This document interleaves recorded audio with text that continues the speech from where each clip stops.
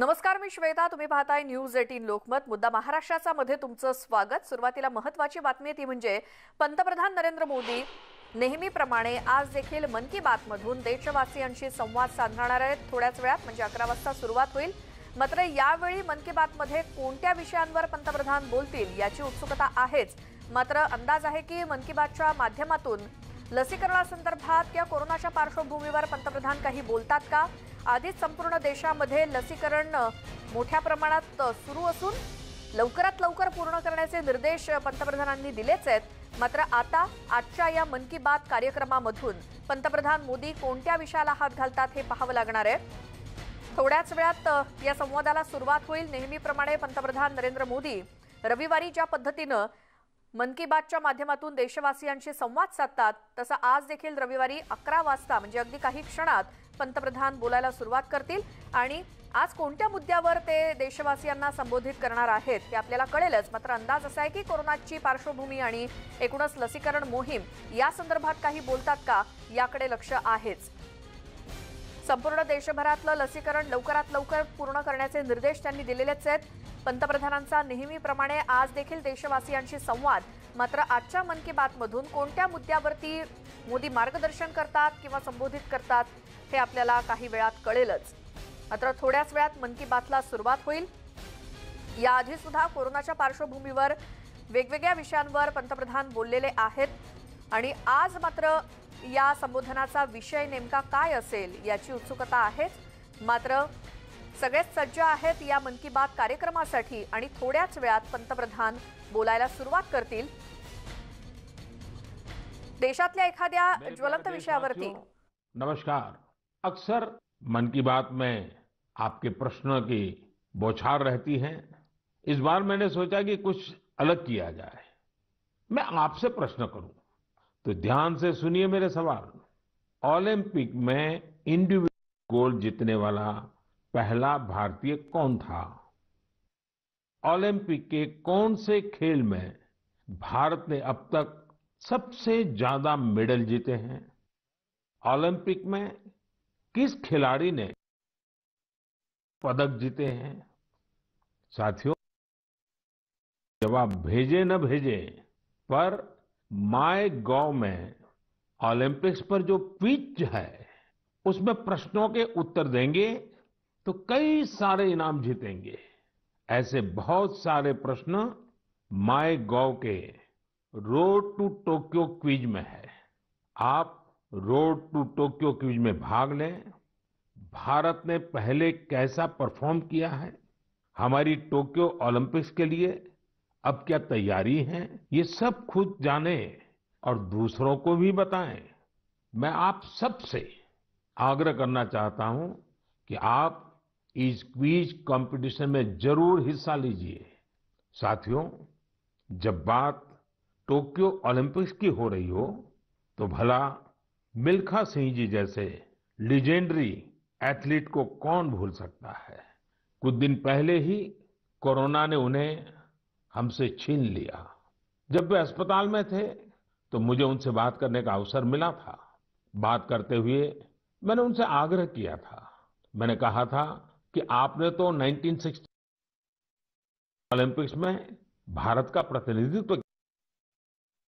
इस बार जब हमारे खिलाड़ी ओलंपिक्स के लिए टोक्यो जा रहे हैं तो आपको हमारे एथलीट्स का मनोबल बढ़ाना है, उन्हें अपने संदेश से प्रेरित करना है.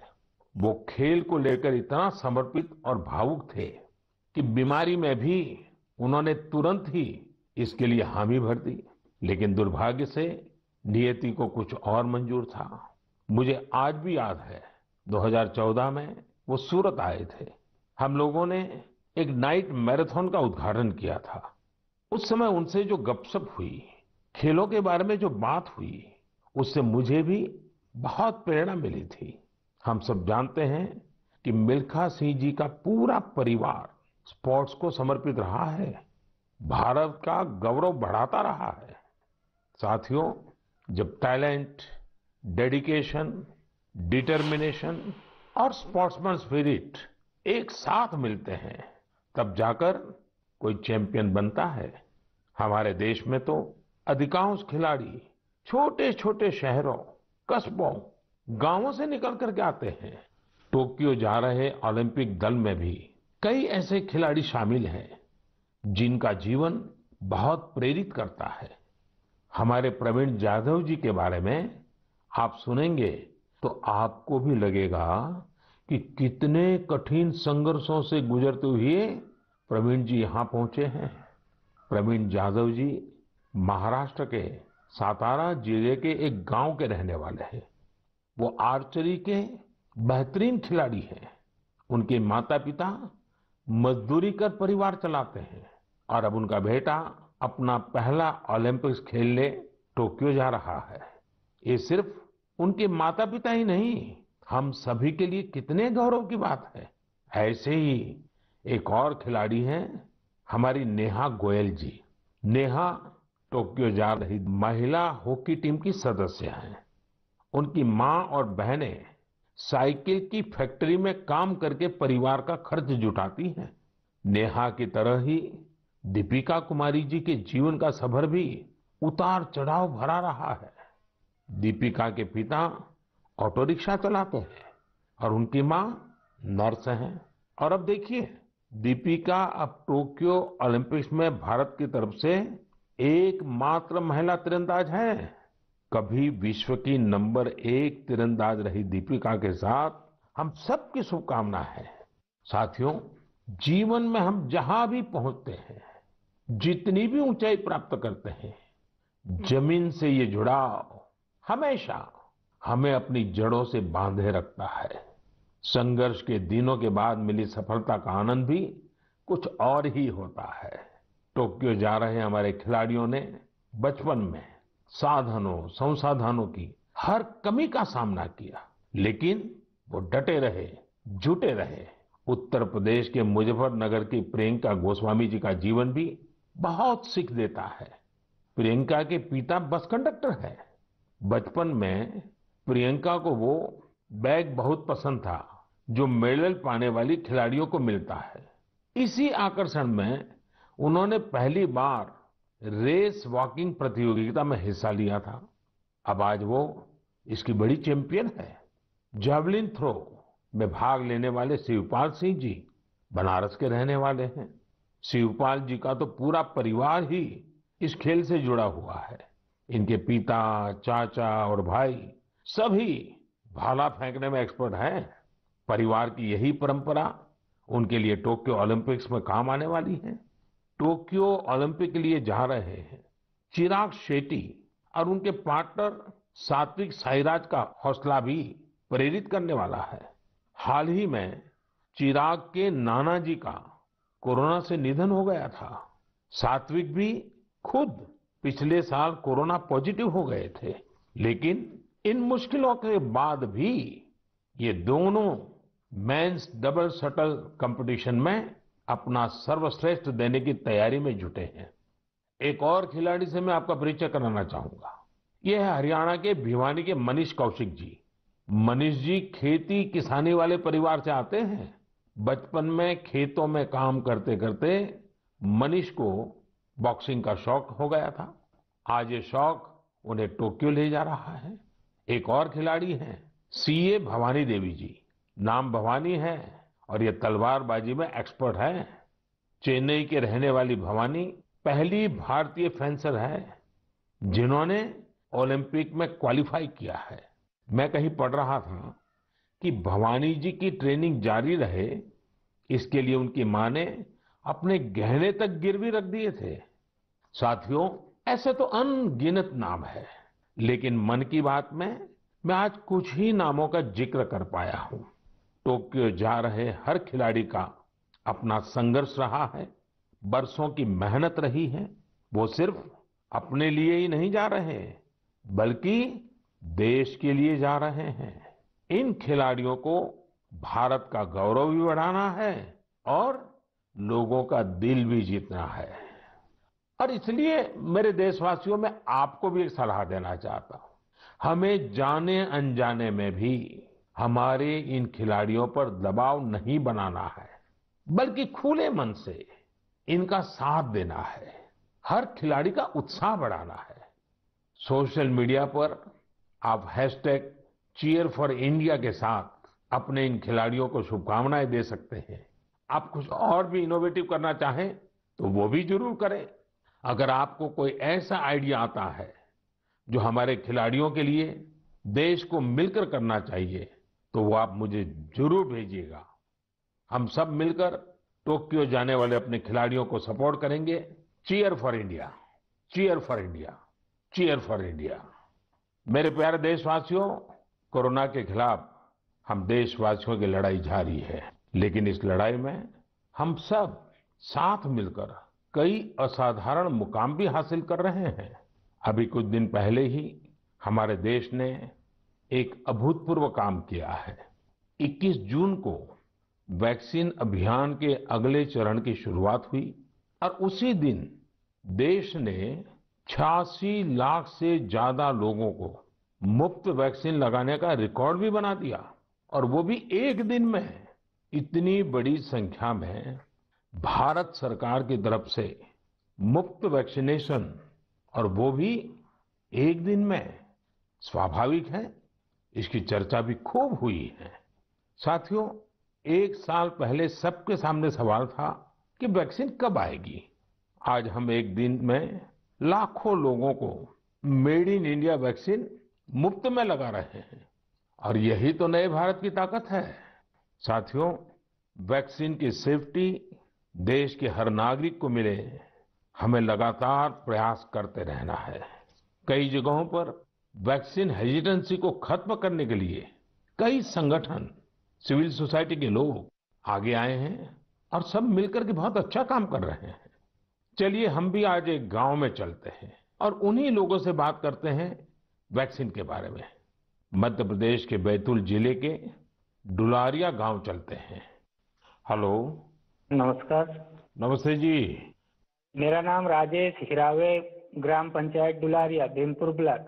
राजेश जी, मैंने फोन इसलिए किया कि मैं जानना चाहता था कि अभी आपके गांव में अब कोरोना की क्या स्थिति है। सर, यहाँ पे कोरोना की स्थिति तो अभी ऐसा कुछ नहीं है यहाँ। अभी लोग बीमार नहीं है? जी। गांव की जनसंख्या कितनी है, कितने लोग हैं गांव में? गांव में 462 पुरुष है और 332 महिलाएं। अच्छा राजेश जी, आपने वैक्सीन ले ली क्या? नहीं सर, अभी नहीं लिया। अरे क्यों नहीं लिया? सर जी, यहाँ पे कुछ लोगों ने कुछ व्हाट्सएपों पे ऐसा भ्रम डाल दिया गया कि उससे लोग भ्रमित हो गए सर जी। तो क्या आपके मन में भी डर है? जी, सब पूरे गांव में ऐसा भ्रम फैला दिया था सर। अरे रे रे, ये क्या बात की आपने। देखिए राजेश जी, मेरा आपको भी और मेरे सभी गांव के भाई बहनों को यही कहना है कि डर है तो निकाल दीजिए। जी, हमारे पूरे देश में 31 करोड़ से भी ज्यादा लोगों ने वैक्सीन का टीका लगवा लिया है। जी, आपको पता है ना, मैंने खुद ने भी दोनों डोज लगवा लिए हैं। जी सर। अरे मेरी माँ तो करीब करीब 100 साल की है, उन्होंने भी दोनों डोज लगवा लिए हैं। कभी कभी किसी को इससे बुखार वगैरह आता है, पर वो बहुत मामूली होता है, कुछ घंटों के लिए ही होता है। देखिए, वैक्सीन नहीं लेना बहुत खतरनाक हो सकता है। जी, इससे आप खुद को तो खतरे में डालते ही हैं, साथ ही में परिवार और गांव को भी खतरे में डाल सकते हैं। जी, और राजेश, इसलिए जितना जल्दी हो सके वैक्सीन लगवा लीजिए और गांव में सबको बताइए कि भारत सरकार की तरफ से मुफ्त वैक्सीन दी जा रही है और 18 वर्ष से ऊपर के सभी लोगों के लिए ये मुफ्त वैक्सीनेशन है।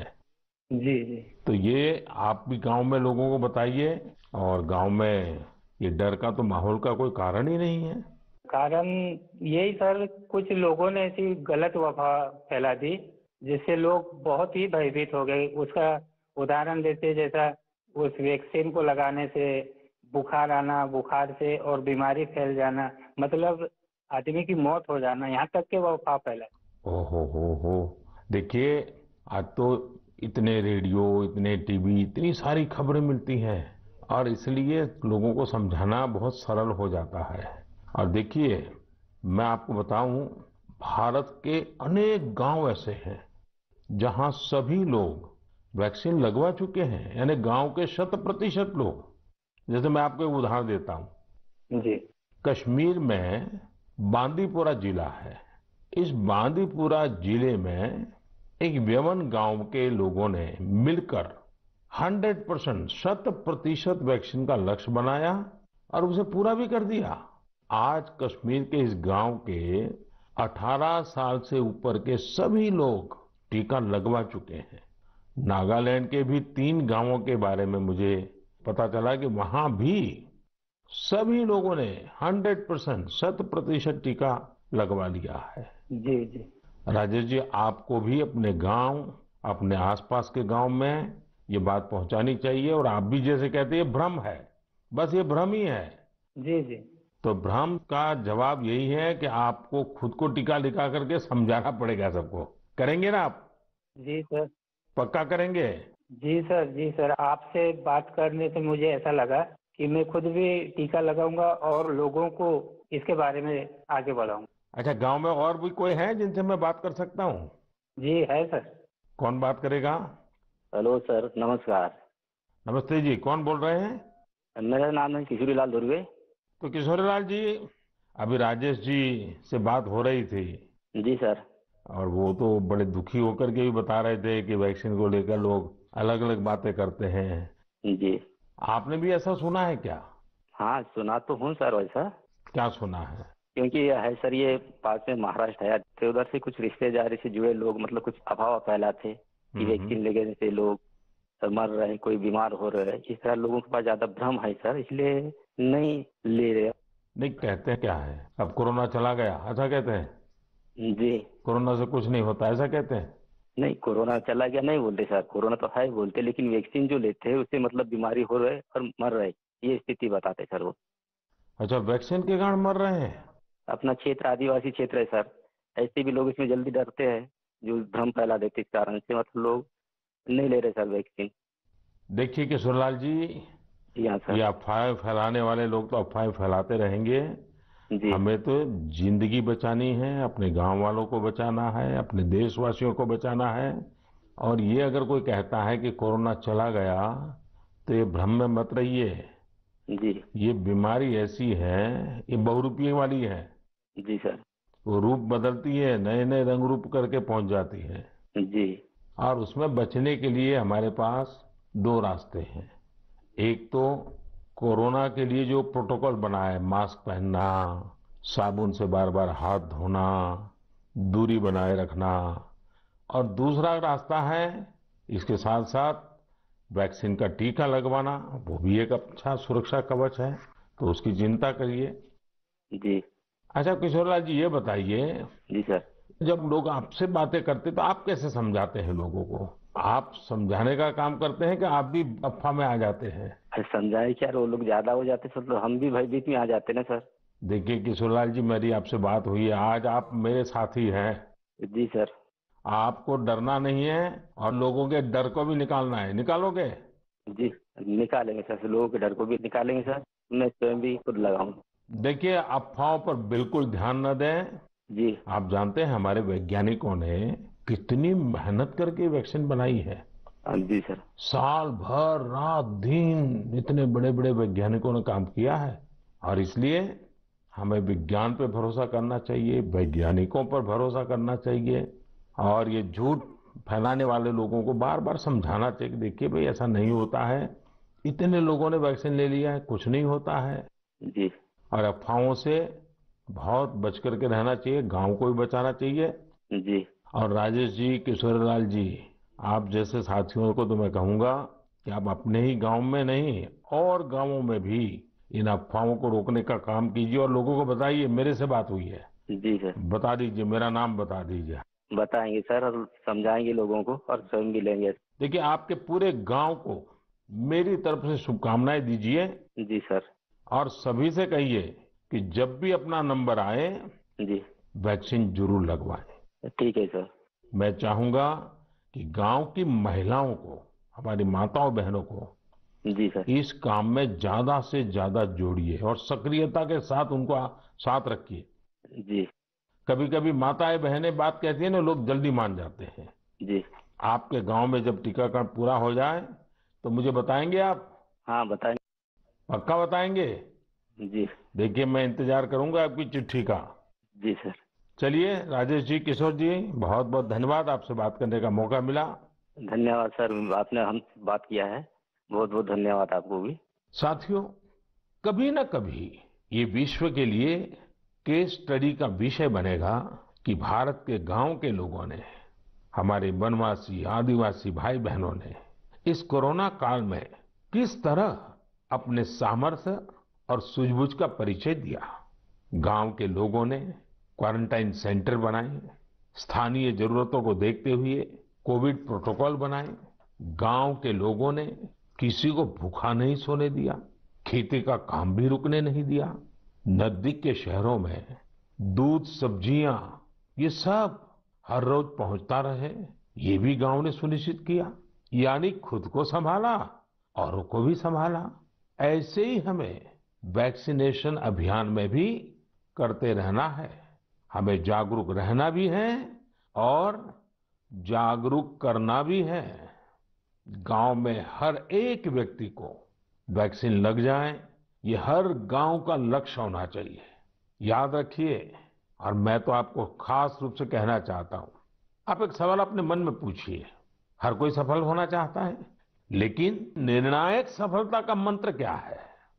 निर्णायक सफलता का मंत्र है निरंतरता। इसलिए हमें सुस्त नहीं पड़ना है, किसी भ्रांति में नहीं रहना है। हमें सतत प्रयास करते रहना है, कोरोना पर जीत हासिल करनी है। मेरे प्यारे देशवासियों, हमारे देश में अब मानसून का सीजन भी आ गया है।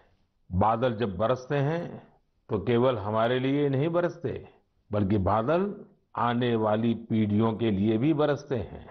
बारिश का पानी जमीन में जाकर इकट्ठा भी होता है, जमीन के जल स्तर को भी सुधारता है, और इसलिए मैं जल संरक्षण को देश सेवा का ही एक रूप मानता हूं। आपने भी देखा होगा, हम में से कई लोग इस पुण्य को अपनी जिम्मेदारी मानकर लगे रहे हैं। ऐसे ही एक शख्स हैं उत्तराखंड के पौड़ी गढ़वाल के सच्चिदानंद भारती जी।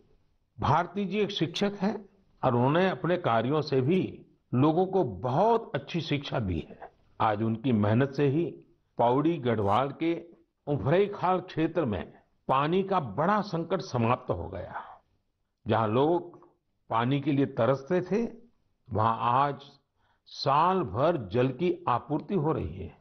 साथियों, पहाड़ों में जल संरक्षण का एक पारंपरिक तरीका रहा है, जिसे चाल खाल भी कहा जाता है। यानी पानी जमा करने के लिए बड़ा सा गड्ढा खोदना। इस परंपरा में भारती जी ने कुछ नए तौर तरीकों को जोड़ दिया। उन्होंने लगातार छोटे बड़े तालाब बनवाए। इससे न सिर्फ उफरैंखाल की पानी हरी भरी हुई, बल्कि लोगों की पेयजल की दिक्कत भी दूर हो गई। आप ये जानकर हैरान रह जाएंगे कि भारती जी ऐसी 30,000 से अधिक जल तलैया बनवा चुके हैं। 30,000। उनका ये भगीरथ कार्य आज भी जारी है और अनेक लोगों को प्रेरणा दे रहे हैं। साथियों, इसी तरह यूपी के बांदा जिले में अंधाव गांव के लोगों ने भी एक अलग ही तरह का प्रयास किया है। उन्होंने अपने अभियान को बड़ा ही दिलचस्प नाम दिया है, खेत का पानी खेत में, गांव का पानी गांव में। इस अभियान के तहत गांव के कई 100 बीघे खेतों में ऊंची ऊंची मेड़ बनाई गई है। इससे बारिश का पानी खेत में इकट्ठा होने लगा और जमीन में जाने लगा। अब ये सब लोग खेतों की मेड़ पर पेड़ लगाने की भी योजना बना रहे हैं। यानी अब किसानों को पानी, पेड़ और पैसा तीनों मिलेगा। अपने अच्छे कार्यों से पहचान तो उनके गांव की दूर दूर तक वैसे भी हो रही है। साथियों, इन सभी से प्रेरणा लेते हुए हम अपने आसपास जिस भी तरह से पानी बचा सकते हैं, हमें बचाना चाहिए। मानसून के इस महत्वपूर्ण समय को हमें गंवाना नहीं है। मेरे प्यारे देशवासियों, हमारे शास्त्रों में कहा गया है, नास्ति मूलम अनौषधम, अर्थात पृथ्वी पर ऐसी कोई वनस्पति नहीं है जिसमें कोई न कोई औषधीय गुण न हो। हमारे आसपास ऐसे कितने ही पेड़ पौधे होते हैं जिनमें अद्भुत गुण होते हैं, लेकिन कई बार हमें उनके बारे में पता ही नहीं होता। मुझे नैनीताल से एक साथी भाई परितोष ने इस विषय पर एक पत्र भेजा है। उन्होंने लिखा है कि उन्हें गिलोय और दूसरी कई वनस्पतियों के इतने चमत्कारी मेडिकल गुणों के बारे में कोरोना आने के बाद ही पता चला। परितोष ने मुझे आग्रह भी किया है कि मैं मन की बात के सभी श्रोताओं से कहूं कि आप अपने आसपास की वनस्पतियों के बारे में जानिए और दूसरों को भी बताइए। वास्तव में ये तो हमारी सदियों पुरानी विरासत है जिसे हमें ही संजोना है। इसी दिशा में मध्य प्रदेश के सतना के एक साथी हैं श्रीमान रामलोटन कुशवाहा जी। उन्होंने बहुत ही सराहनीय काम किया है। रामलोटन जी ने अपने खेत में एक देशी म्यूजियम बनाया है। इस म्यूजियम में उन्होंने सैकड़ों औषधीय पौधों और बीजों का संग्रह किया है। इन्हें वो दूर सुदूर क्षेत्रों से यहाँ लेकर आए हैं। इसके अलावा वो हर साल कई तरह की भारतीय सब्जियां भी उगाते हैं। रामलोटन जी की इस बगिया, इस देशी म्यूजियम को लोग देखने भी आते हैं और उससे बहुत कुछ सीखते भी हैं। वाकई ये एक बहुत अच्छा प्रयोग है जिसे देश के अलग अलग क्षेत्रों में दोहराया जा सकता है। मैं चाहूंगा आप में से जो लोग इस तरह का प्रयास कर सकते हैं वो जरूर करें। इससे आपकी आय के नए साधन भी खुल सकते हैं। एक लाभ ये भी होगा कि स्थानीय वनस्पतियों के माध्यम से आपके क्षेत्र की पहचान भी बढ़ेगी। मेरे प्यारे देशवासियों, अब से कुछ दिनों बाद 1 जुलाई को हम नेशनल डॉक्टर्स डे मनाएंगे। ये दिन देश के महान चिकित्सक और स्टेट्समैन डॉक्टर बीसी राय की जन्म जयंती को समर्पित है। कोरोना काल में डॉक्टर्स के योगदान के हम सब आभारी हैं। हमारे डॉक्टर्स ने अपनी जान की परवाह न करते हुए हमारी सेवा की है। इसलिए इस बार नेशनल डॉक्टर्स डे और भी खास हो जाता है। साथियों, मेडिसिन की दुनिया के सबसे सम्मानित लोगों में से एक हिपोक्रेट्स ने कहा था, wherever the art of medicine is loved, there is also a love of humanity. यानी जहां आर्ट ऑफ मेडिसिन के लिए प्रेम होता है, वहां मानवता के लिए भी प्रेम होता है। डॉक्टर्स इसी प्रेम की शक्ति से ही हमारी सेवा कर पाते हैं। इसलिए हमारा ये दायित्व है कि हम उतने ही प्रेम से उनका धन्यवाद करें, उनका हौसला बढ़ाएं। वैसे हम देश में कई लोग ऐसे भी हैं जो डॉक्टर्स की मदद के लिए आगे बढ़कर काम करते हैं। श्रीनगर से एक ऐसे ही प्रयास के बारे में मुझे पता चला। यहाँ डल झील में एक बोट एम्बुलेंस सर्विस की शुरुआत की गई। इस सेवा को श्रीनगर के तारिक अहमद पटलू जी ने शुरू किया, जो एक हाउस बोट ओनर है। उन्होंने खुद भी कोविड-19 से जंग लड़ी है और इसी से उन्हें एम्बुलेंस सर्विस शुरू करने के लिए प्रेरित किया। उनकी इस एम्बुलेंस से लोगों को जागरूक करने का अभियान भी चल रहा है। वो लगातार एम्बुलेंस से अनाउंसमेंट भी कर रहे हैं। कोशिश यही है कि लोग मास्क पहनने से लेकर दूसरी हर जरूरी सावधानी बरतें। साथियों, डॉक्टर्स डे के साथ ही 1 जुलाई को चार्टर्ड अकाउंटेंट्स डे भी मनाया जाता है। मैंने कुछ वर्ष पहले देश के चार्टर्ड अकाउंटेंट्स से ग्लोबल लेवल की भारतीय ऑडिट फर्म्स का उपहार मांगा था। आज मैं उन्हें इसकी याद दिलाना चाहता हूं। अर्थव्यवस्था में पारदर्शिता लाने के लिए चार्टर्ड अकाउंटेंट्स बहुत अच्छी और सकारात्मक भूमिका निभा सकते हैं। मैं सभी चार्टर्ड अकाउंटेंट्स, उनके परिवार के सदस्यों को अपनी शुभकामनाएं देता हूं। मेरे प्यारे देशवासियों, कोरोना के खिलाफ भारत की लड़ाई की एक बड़ी विशेषता है। इस लड़ाई में देश के हर व्यक्ति ने अपनी भूमिका निभाई है। मैंने मन की बात में अक्सर इसका जिक्र किया है, लेकिन कुछ लोगों को शिकायत भी रहती है कि उनके बारे में उतनी बात नहीं हो पाती है। अनेक लोग, चाहे बैंक स्टाफ हो, टीचर्स हो, छोटे व्यापारी या दुकानदार हो, दुकानों में काम करने वाले लोग हों, रेहड़ी पटरी वाले भाई बहन हो, सिक्योरिटी वॉचमैन या फिर पोस्टमैन और पोस्ट ऑफिस के कर्मचारी, दरअसल यह लिस्ट बहुत ही लंबी है और हर किसी ने अपनी भूमिका निभाई है। शासन प्रशासन में भी कितने ही लोग अलग अलग स्तर पर जुटे रहे हैं। साथियों, आपने संभवतः भारत सरकार में सचिव रहे गुरुप्रसाद महापात्र जी का नाम सुना होगा। मैं आज मन की बात में उनका जिक्र भी करना चाहता हूँ। गुरुप्रसाद जी को कोरोना हो गया था। वो अस्पताल में भर्ती थे और अपना कर्तव्य भी निभा रहे थे। देश साधन बढ़े, दूर सुदूर इलाकों तक ऑक्सीजन पहुंचे, इसके लिए उन्होंने दिन रात काम किया। एक तरफ कोर्ट कचहरी का चक्कर, मीडिया का प्रेशर, एक साथ कई मोर्चों पर वो लड़ते रहे। बीमारी के दौरान उन्होंने काम करना बंद नहीं किया। मना करने के बाद भी वो जीत करके ऑक्सीजन पर होने वाली वीडियो कॉन्फ्रेंस में भी शामिल हो जाते थे। देशवासियों की इतनी चिंता थी उन्हें, वो अस्पताल के बेड पर खुद की परवाह किए बिना देश के लोगों तक ऑक्सीजन पहुंचाने के लिए इंतजाम में जुटे रहे। हम सबके लिए दुखद है कि इस कर्मयोगी को भी देश ने खो दिया है। कोरोना ने उन्हें हमसे छीन लिया है। ऐसे अनगिनत लोग हैं जिनकी चर्चा कभी हो नहीं पाई। ऐसे हर व्यक्ति को हमारी श्रद्धांजलि यही होगी कि हम कोविड प्रोटोकॉल का पूरी तरह पालन करें, वैक्सीन जरूर लगवाएं। मेरे प्यारे देशवासियों, मन की बात की सबसे अच्छी बात यह है कि इसमें मुझसे ज्यादा आप सबका योगदान रहता है। अभी मैंने माईगॉव में एक पोस्ट देखी जो चेन्नई के थिरु आर गुरुप्रसाद जी की है। उन्होंने जो लिखा है वो जानकर आपको भी अच्छा लगेगा। उन्होंने लिखा है कि वो मन की बात प्रोग्राम के रेगुलर लिसनर है। गुरुप्रसाद जी की पोस्ट से अब मैं कुछ पंक्तियां कोट कर रहा हूं। उन्होंने लिखा है, जब भी आप तमिलनाडु के बारे में बात करते हैं तो मेरा इंटरेस्ट और भी बढ़ जाता है। आपने तमिल भाषा और तमिल संस्कृति की महानता, तमिल त्योहारों और तमिलनाडु के प्रमुख स्थानों की चर्चा की है। गुरुप्रसाद जी आगे लिखते हैं कि मन की बात में मैंने तमिलनाडु के लोगों की उपलब्धियों के बारे में भी कई बार बताया है।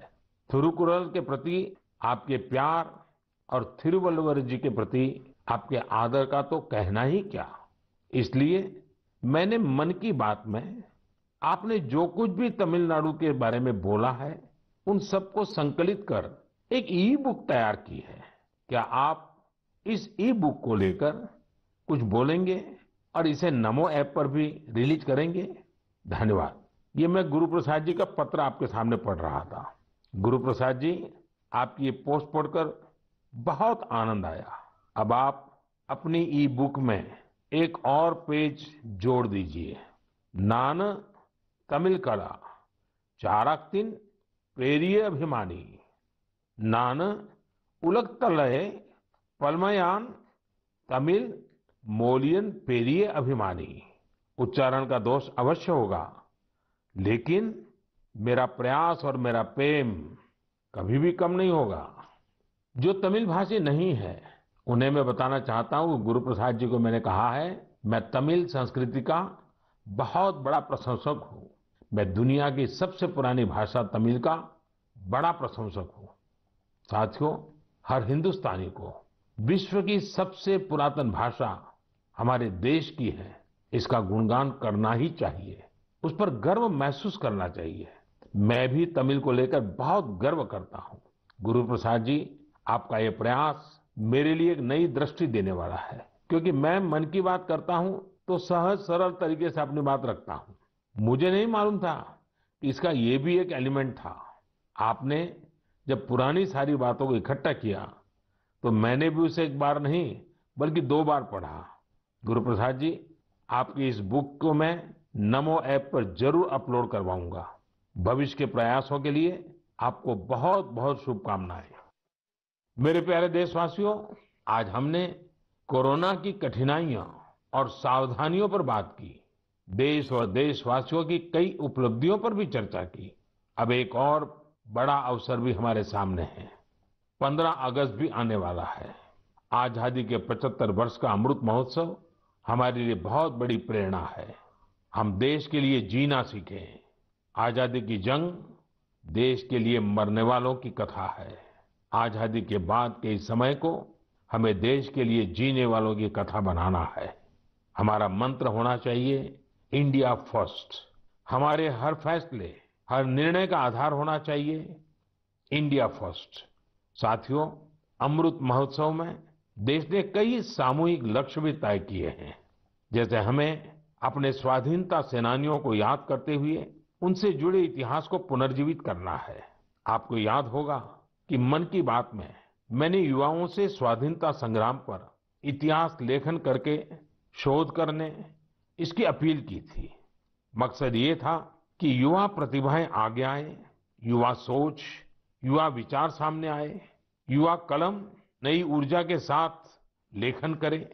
मुझे ये देखकर बहुत अच्छा लगा कि बहुत ही कम समय में 2500 से ज्यादा युवा इस काम को करने के लिए आगे आए हैं।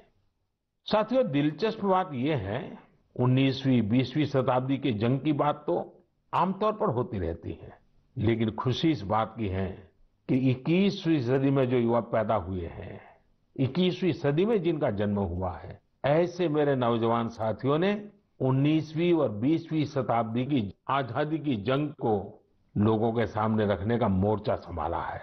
इन सभी लोगों ने माईगॉव पर इसका पूरा ब्यौरा भेजा है। ये लोग हिंदी, इंग्लिश, तमिल, कन्नड़ा, बांग्ला, तेलुगु, मराठी, मलयालम, गुजराती ऐसी देश की अलग अलग भाषाओं में स्वाधीनता संग्राम पर लिखेंगे। कोई स्वाधीनता संग्राम से जुड़े रहे अपने आसपास के स्थानों की जानकारी जुटा रहा है, तो कोई आदिवासी स्वाधीनता सेनानियों पर किताब लिख रहा है। एक अच्छी शुरुआत है। मेरा आप सभी से अनुरोध है कि अमृत महोत्सव से जैसे भी जुड़ सकते हैं जरूर जुड़े। ये हमारा सौभाग्य है कि हम आजादी के 75 वर्ष के पर्व का साक्षी बन रहे हैं। इसलिए अगली बार जब हम मन की बात में मिलेंगे तो अमृत महोत्सव की और तैयारियों पर भी बात करेंगे। आप सब स्वस्थ रहिए, कोरोना से जुड़े नियमों का पालन करते हुए आगे बढ़िए। अपने नए नए प्रयासों से देश को ऐसे ही गति देते रहिए। इन्हीं शुभकामनाओं के साथ बहुत बहुत धन्यवाद। मन की बातच्या माध्यमातून पंतप्रधान मोदींचा नेहमीप्रमाणेच देशवासियांशी संवाद। या संवादाची सुरुवातच पंतप्रधानांनी ऑलिम्पिक खेळाडूंना शुभेच्छा देऊन केली आणि त्यानंतर कोरोनाच्या विषयाकडे ते वळले। आधी त्यांनी खेळाडूंचं कौतुक केलं आणि त्याचसोबत मिल्खा सिंग यांच्या आठवणींना देखील उजाळा दिला। ऑलिम्पिकमधील खेळाडूंना शुभेच्छा दिल्यानंतर कोरोना संदर्भातली आव्हानं आणि कशा पद्धतीने त्याला सामोरं जातंय या संदर्भात काही जणांशी संवाद देखील साधला। देशभरातल्या कानाकोपऱ्यातून कोरोना संदर्भातली परिस्थिती, तिकडे नेमकी काय परिस्थिती आहे, कसं या समस्येला तोंड देतायत तिकडचं प्रशासन, नागरिक या संदर्भातली माहिती जाणून घेतली। आणि आता 15 ऑगस्ट सुद्धा जवळ आलेला आहे। याच संदर्भात आता पुढच्या मन की बात मधून सुद्धा या 15 ऑगस्ट संदर्भात आणखी डिटेल पंतप्रधान बोलतील असं देखील सांगितलेलं आहे। एक छोटासा ब्रेक घेतोय, पाहत रहा न्यूज 18 लोकमत।